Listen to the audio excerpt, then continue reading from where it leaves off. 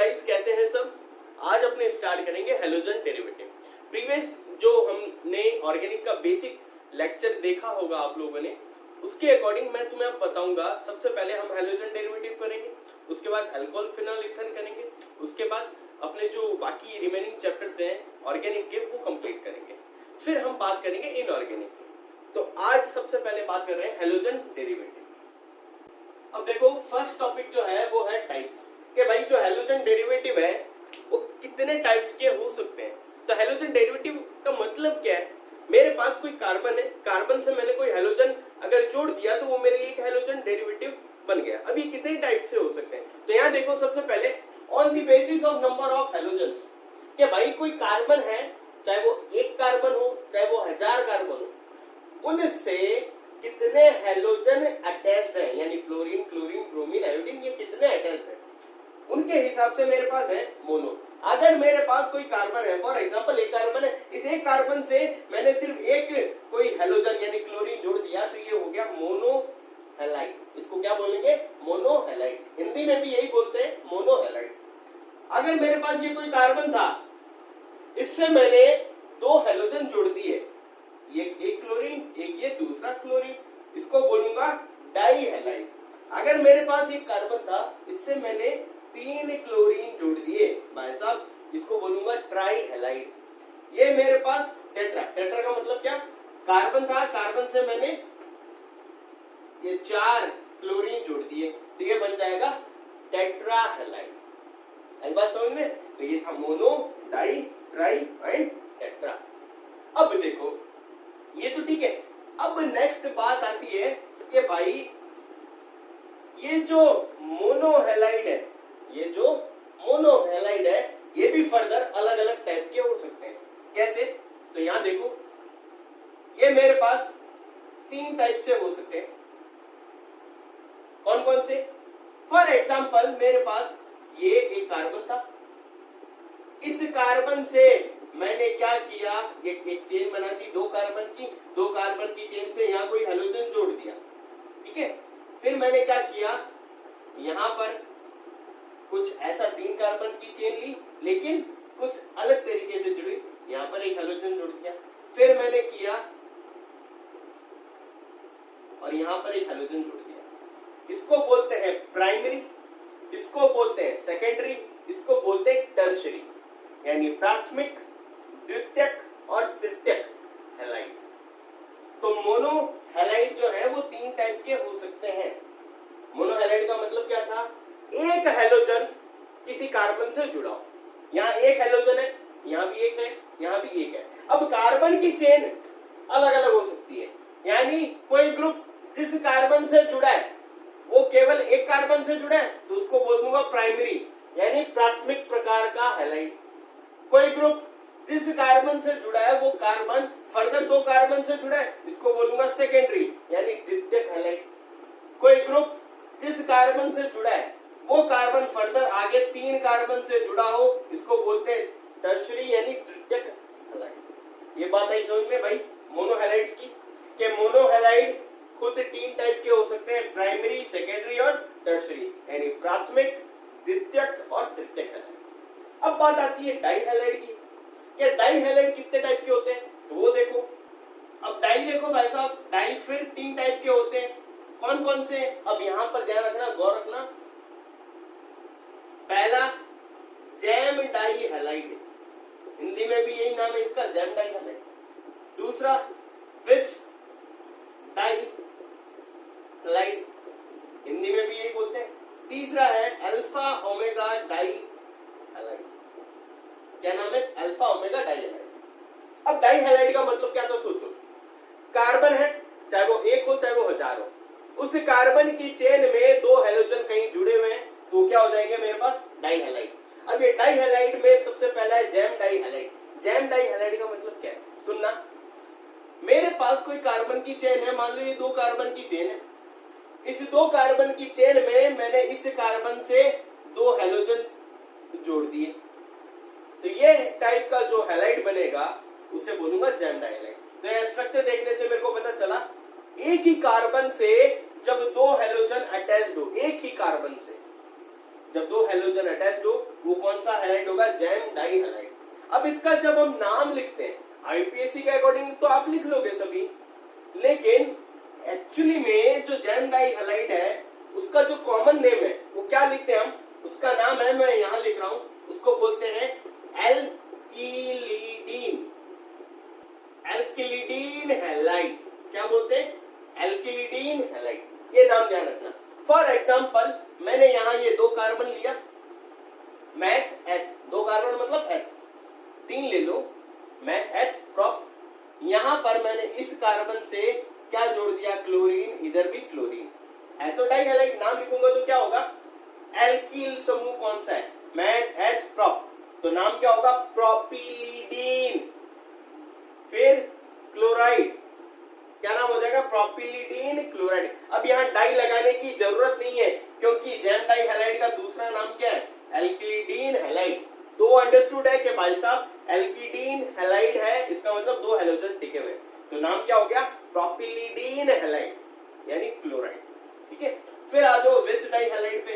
विस die halide का मतलब क्या है, विस डाई हैलाइड का मतलब क्या है, सुनना कि भाई साहब अभी तो था एक ही कार्बन से 2 हैलोजन ग्रुप अटैच्ड है, लेकिन अब मैं क्या कर दूं, कोई कार्बन की चेन है, ठीक है, इसके जस्ट पास वाले जो 2 कार्बन है उन पर 2 हैलोजन टिके हुए। फॉर एग्जांपल यहां पर एक हैलोजन, एक यहां पर हैलोजन, इसको बोलूंगा मैं क्या, विस डाई हैलाइड या विसिनल हैलाइड बोला जाता है इसको। इसका भी जनरल नेम क्या होगा, इसका नाम होगा, मैं यहां लिख रहा हूं एल्किलीन। वो एल्किलिडीन है, ये एल्किलीन है, एल्किलीन हैलाइड, इसका नाम क्या है, एल्किलीन हैलाइड। फॉर एग्जांपल अगर मैंने यहाँ ब्रोमो लगाया, यहां पर भी ब्रोमो लगाया, तो नाम क्या होगा, मैथ एथ प्रोप, प्रोपिलीन, प्रोपिलीन ब्रोमाइड, क्या नाम हो जाएगा, प्रोपिलीन ब्रोमाइड। अब बात आती है अल्फा ओमेगा डाई हैलाइड की।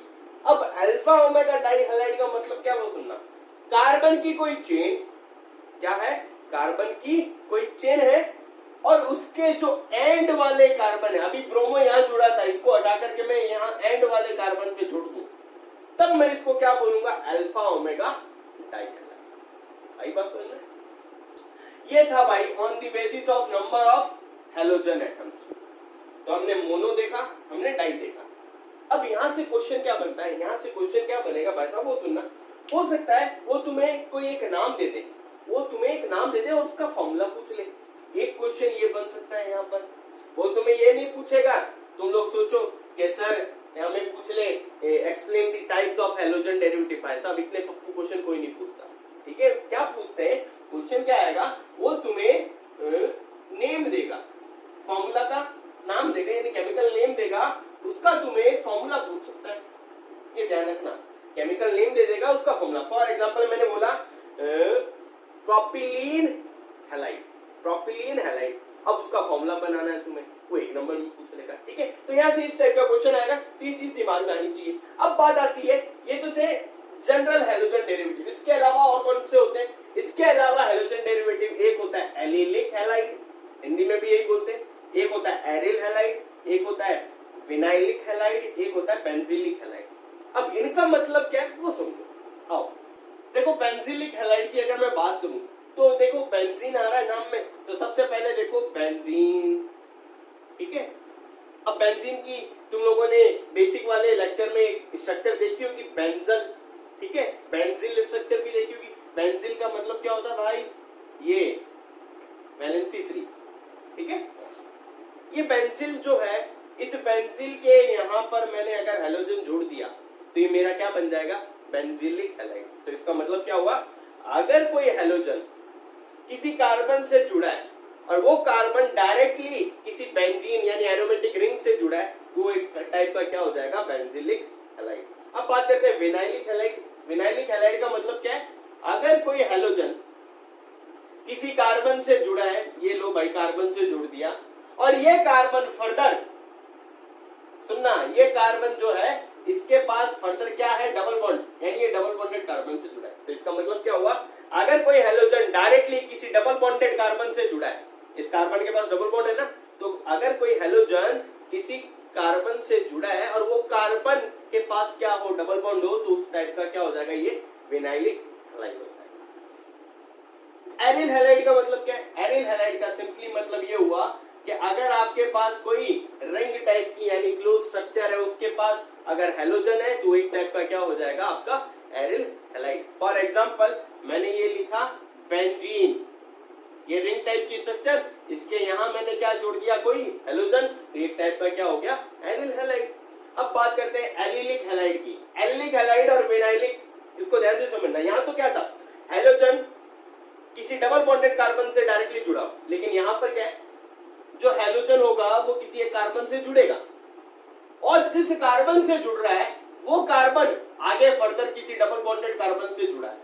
ये बात है, दोनों में अंतर इतना सा है। यहां तो डायरेक्टली डबल बॉन्डेड कार्बन से जुड़ता है, लेकिन यहां पर किसी कार्बन से जुड़ता है, लेकिन वो कार्बन फर्दर किसी डबल बॉन्डेड कार्बन से जुड़ता है, तब उस टाइप की स्ट्रक्चर क्या होगी एलिलिक हैलाइड की। तो ये था भाई साहब हैलोजन डेरिवेटिव का टाइप्स, ये तुम्हें दिमाग में फिट करने, ठीक है। अब इसके बाद क्या बात आती है, यहां से जो मैंने तुम्हें बता दिया क्वेश्चन यही आएगा कि केमिकल नेम दे देगा, उसका फॉर्मूला पूछ लेगा, स्ट्रक्चर पूछ लेगा, बस। अब तुम्हें क्या करना है, इस चैप्टर में मोनोहैलाइड और डाइहैलाइड के बारे में पढ़ना है। इसके बाद डायरेक्टली तुम्हें एरिल हैलाइड की बात करनी है। ये 3 टॉपिक तुम्हें पढ़ने हैं, मोनो, डाई और एरिल। अब देखो कभी कभार वो तुम्हें बॉन्ड नेचर के ऊपर क्वेश्चन पूछ लेगा कि भाई जो तुम्हारे पास हैलाइड है उसका बॉन्ड नेचर। अब हैलाइड कौन सा हमारे पास जनरली तो ही है, ठीक है। मेन कौन सा, एक तो कार्बन की चेन के साथ कोई हैलोजन जुड़ा हुआ हो, दूसरा बॉन्ड नेचर वो किसका पूछेगा कि भाई मेरे पास जो एरोमेटिक रिंग है यानी जो अपने पास बेंजीन की रिंग होती है उसके ऊपर अगर मैंने कोई हैलोजन टिका दिया तो यहाँ पर इनके बीच बॉन्ड नेचर कैसा होता है। 2 बातें समझ लेना इन दोनों के ऊपर। इसको हम हेलो एरीन भी बोलते हैं, इसको हम नॉर्मली एल्कली हैलाइड, मैं लिख ही देता हूं, इसको बोलते हैं एल्किल हैलाइड, इसको बोलते हैं हेलो एरीन, ठीक है। तो अब सुनो बात, पहले इसकी बात करते हैं। जनरली यहाँ हैलोजन यानी X का मतलब फ्लोरीन, क्लोरीन, ब्रोमीन, आयोडीन कुछ भी हो सकता है। मैं क्लोरीन मान के चलता हूँ, यहाँ क्लोरीन है, यहाँ पर भी क्या है भाई साहब क्लोरीन है। तो ये बॉन्ड नेचर किस टाइप का, तो हमें पता है क्लोरीन की आउटर शेल में इलेक्ट्रॉन्स, यहाँ पे भी 6 इलेक्ट्रॉन्स। अब सुनना, कार्बन और क्लोरीन में यहाँ पर अगर मैं चीज बताऊं तो यहाँ देखना, गौर करना, कार्बन और क्लोरीन में मोस्ट इलेक्ट्रोनेगेटिव यानी इसकी विद्युत ऋणता, क्या भाई साहब विद्युत ऋणता, इलेक्ट्रोनेगेटिविटी हाई है, इसकी ईएन इसके कंपैरिजन में क्या है लो है। तो ये जो शेयर्ड इलेक्ट्रॉन है, ये जो बॉन्ड बना है कोवेलेंट बॉन्ड है, इस बॉन्ड का नाम क्या है कोवेलेंट यानी सह संयोजक बंध। इलेक्ट्रॉन का साझा करने पर ये बंध बनता है ना, शेयरिंग होती है। तो अब होगा क्या, क्लोरीन इलेक्ट्रोनेगेटिव ज्यादा है तो शेयर्ड इलेक्ट्रॉन को अपनी तरफ क्या करेगा अट्रैक्ट करेगा। जैसे इसने शेयर्ड इलेक्ट्रॉन को अपनी तरफ अट्रैक्ट किया तो यहाँ 6 इलेक्ट्रॉन थे, लेकिन अब धीरे धीरे ये इलेक्ट्रॉन यहाँ जा रहे हैं इस तरफ, तो यहाँ इलेक्ट्रॉन डेंसिटी क्या हो जाएगी बढ़ जाएगी। अगर यहाँ इलेक्ट्रॉन डेंसिटी बढ़ गई यानी इस क्लोरीन पे इलेक्ट्रॉन घनत्व क्या हो गया बढ़ गया, इलेक्ट्रॉन डेंसिटी बढ़ गई, तो इसके ऊपर पार्शियली यानी आंशिक रूप से क्या आ जाएगा ऋणावेश, और यहाँ पार्शियली इलेक्ट्रॉन की कमी हो जाएगी, यहाँ पर क्या आ जाएगा धनावेश। तो हुआ क्या है, बंध एक्चुअली था तो क्या कोवेलेंट सहसंयोजक, लेकिन विद्युत ऋणता के अंतर की वजह से यहाँ पर पार्शियली पॉजिटिव और पार्शियली नेगेटिव चार्ज आ गया है। तो यहाँ पर मैं बोल सकता हूँ जो बंध है वो पोलर हो गया है यानी ध्रुवीय प्रकृति का हो गया है। तो बॉन्ड नेचर एल्किल हैलाइड का कैसा होता है भाई, पोलर कोवेलेंट, क्या लिखोगे पोलर कोवेलेंट नेचर, ध्रुवीय सहसंयोजक प्रकृति होती है एल्किल हैलाइड में। अब यहाँ क्या कहानी होती है वो सुनो। तो भाई साहब ये है बेंजीन की रिंग, तो यहाँ पर एक इफेक्ट होता है रेजोनेंस इफेक्ट, अनुनाद प्रभाव, बेसिक में तुम लोगों ने पढ़ा होगा। तो यहाँ पर सुनना, यहाँ पर ये क्लोरीन अपना ये जो इलेक्ट्रॉन है ये किसे दान कर देता है बेंजीन की रिंग को, यानी हुआ क्या है बेंजीन की रिंग क्लोरीन से इलेक्ट्रॉन खींचती है। तो यहाँ पर जब भी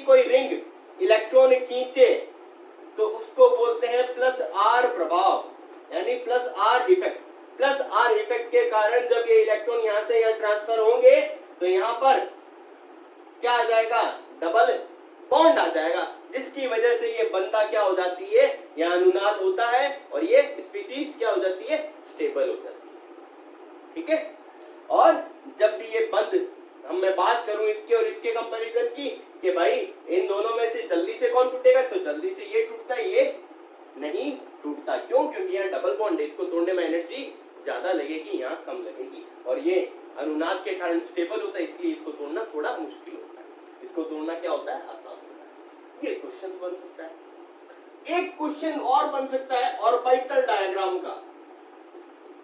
अभी देखो बेसिक चल रहा है छोटा छोटा, अभी रिएक्शन आएगी। ऑर्बिटल डायग्राम यानी कक्षीय आरेख, वो कैसे बनाओगे तुम लोग, वो देखो। मान लो मैंने तुम्हें बोला CH3Cl का ऑर्बिटल डायग्राम यानी कक्षीय आरेख बनाओ, तो यहाँ पर सेंट्रल एटम कौन है, यहाँ पर है कार्बन, जो क्या शो करेगा, संकरण यानी हाइब्रिडाइजेशन।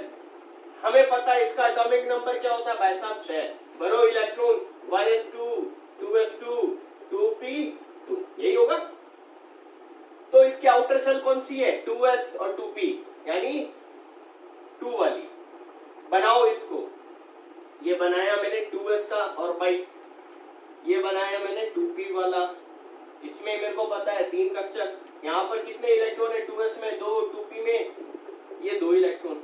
अगर भाई साहब यहाँ संकरण होगा तो संकरण के पश्चात हमें पता है संकरण की एक शर्त होती है, हाइब्रिडाइजेशन की एक शर्त होती है, क्या होती है, ये कक्षक, ये ऑर्बिटल आपस में तभी संकरित होंगे जब इनमें एनर्जी क्या होगी, इक्वलाइज होगी, यानी संभ्रंश कक्षक होंगे, डीजनरेसी होगी, तो ये इलेक्ट्रॉन उठ करके कहां जाएगा, यहां जाएगा।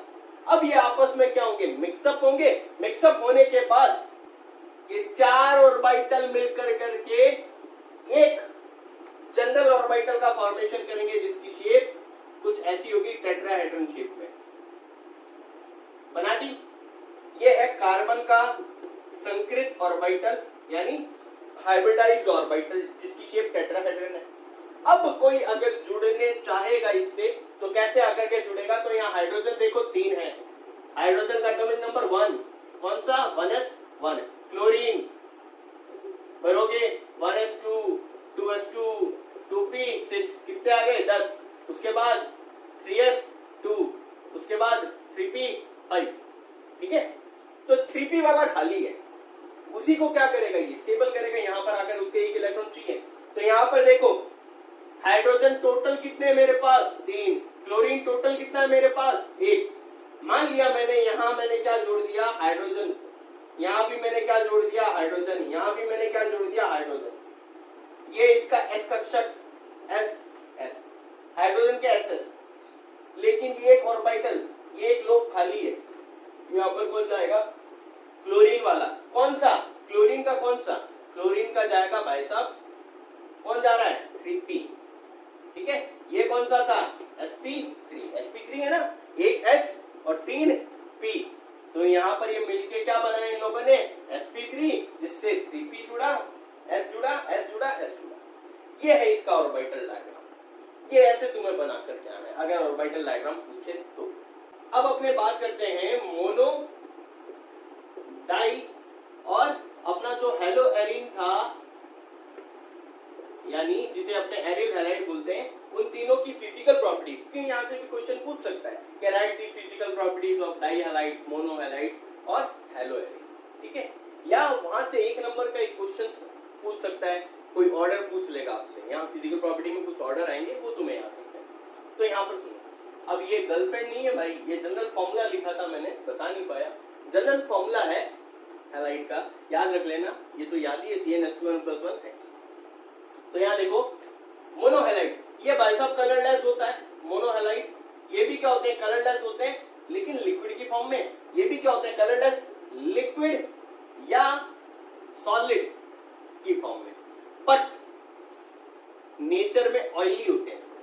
ठीक है, यहाँ मोनोहैलाइड कलरलेस होते हैं, लेकिन अगर यहाँ पर 2 बात करूं मैं हैलाइड की, एक RBr, R का मतलब है कार्बन, चाहे 1 हो चाहे 1000 हो, और Ri, इन दोनों को अगर सनलाइट की प्रेजेंस में रखें तो ये दोनों बेटा येलो कलर में कन्वर्ट हो जाता है, इनका कलर क्या हो जाता है, येलो हो जाता है। ये ध्यान रखना, ये 1 नंबर का क्वेश्चन बन चुका है। What happens when alkyl bromide or alkyl iodide put in sunlight? They change the yellow color. ये ध्यान रखना, उनका कलर चेंज होता है। 1 नंबर का क्वेश्चन पूछ सकता है, एमसीक्यू में आ सकता है, ठीक है।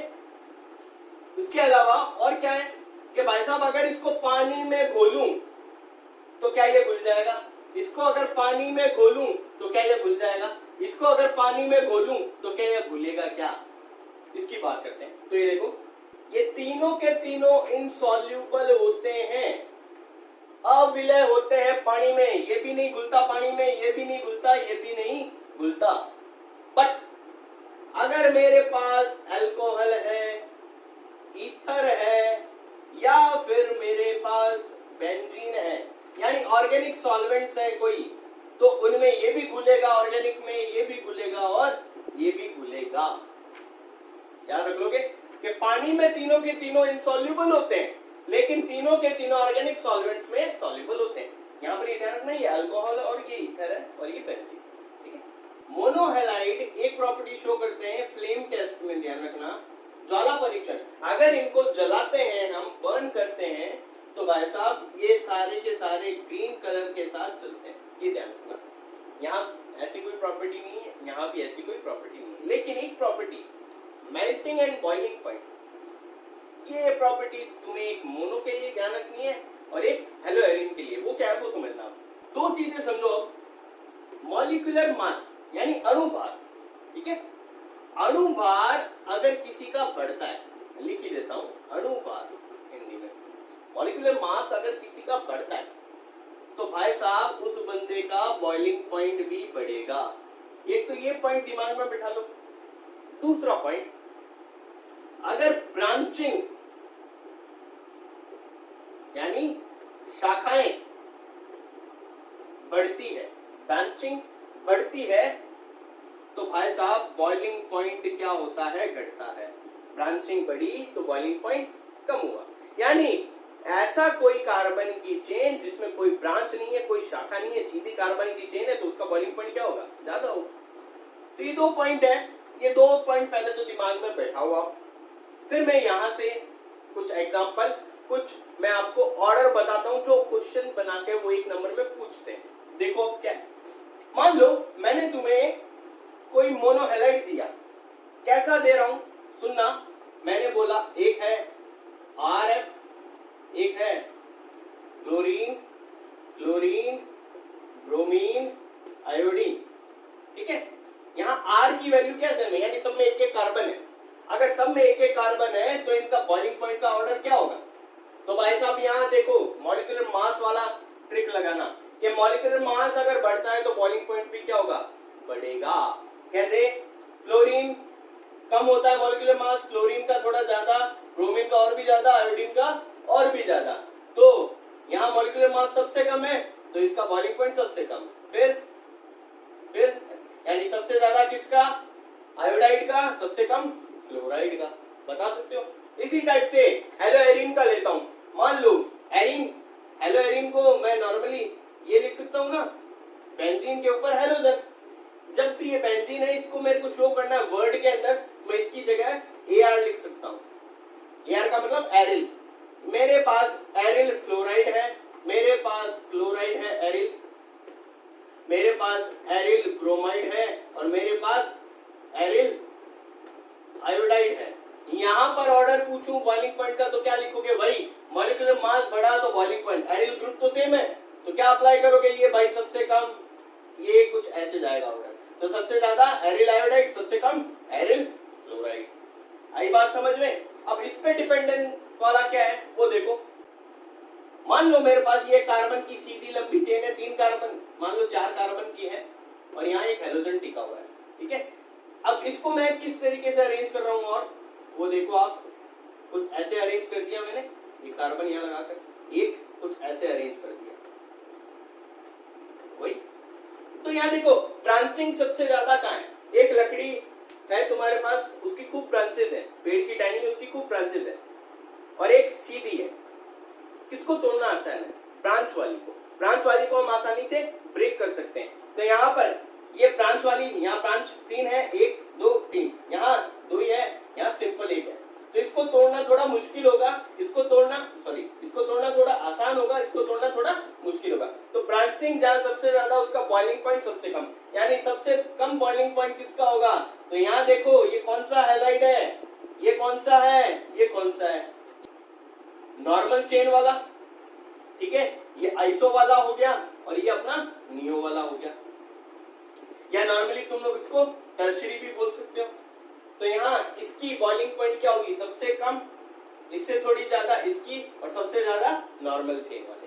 बात आई समझ में? अब ये जो 3 ऑर्डर तुम लोगों ने देखे, यहाँ से एक नंबर का क्वेश्चन बोल तुम लोगों को पूछ सकता है, ठीक है। अब अपने बात करते हैं भाई केमिकल प्रॉपर्टीज की, लेकिन उससे पहले तुम्हें यहाँ पर मैन्युफैक्चरिंग की कुछ रिएक्शंस देखनी है और फिर केमिकल प्रॉपर्टीज की रिएक्शंस, ओके।